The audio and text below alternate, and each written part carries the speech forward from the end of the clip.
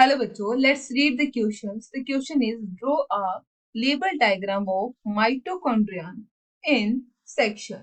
तो चलिए बात करते हैं क्वेश्चन के अंदर। तो हमारे क्वेश्चन का जो की कंसेप्ट है वो क्या पूछा जा रहा है, तो वो पूछा जा रहा है माइटोकॉन्ड्रिया का डायग्राम। चलिए बात करते हैं माइटोकॉन्ड्रिया के लिए। तो माइटोकॉन्ड्रिया कैसे स्ट्रक्चर होती है, तो माइटोकॉन्ड्रिया के अंदर डबल मेम्ब्रेन देखने को मिलता है। तो डबल मेम्ब्रेन के लिए ये जो मेम्ब्रेन है हम इसे लेबल करते हैं आउटर मेम्ब्रेन। आउटर मेम्ब्रेन के बाद इनर मेम्ब्रेन में कुछ फोल्डिंग्स देखने को मिलती है।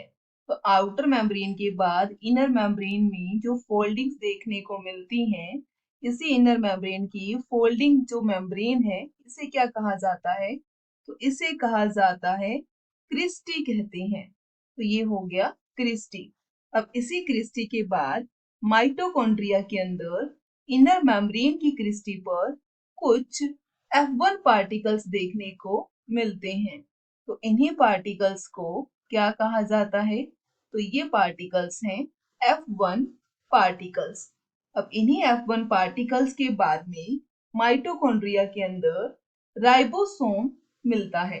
तो यहाँ पर ये क्या है, इनका खुद का राइबोसोम होता है। तो ये हमने बना दिया राइबोसोम।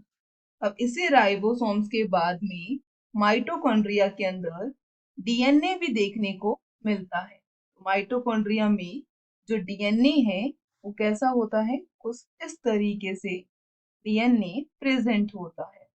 तो ये डीएनए यहाँ पर डबल स्टैंडर्ड की फॉर्म में प्रेजेंट है। तो ये क्या है, double helix double standard DNA मिलता है। तो यहाँ उसी के बाद में जो ये स्पेस देखने को मिलता है इसे हम इंटर मेम्ब्रेन स्पेस कहते हैं। और ये स्ट्रक्चर किसका है, तो ये स्ट्रक्चर है माइटोकॉन्ड्रिया का। So I hope you understand very well. Best of luck. Thank you.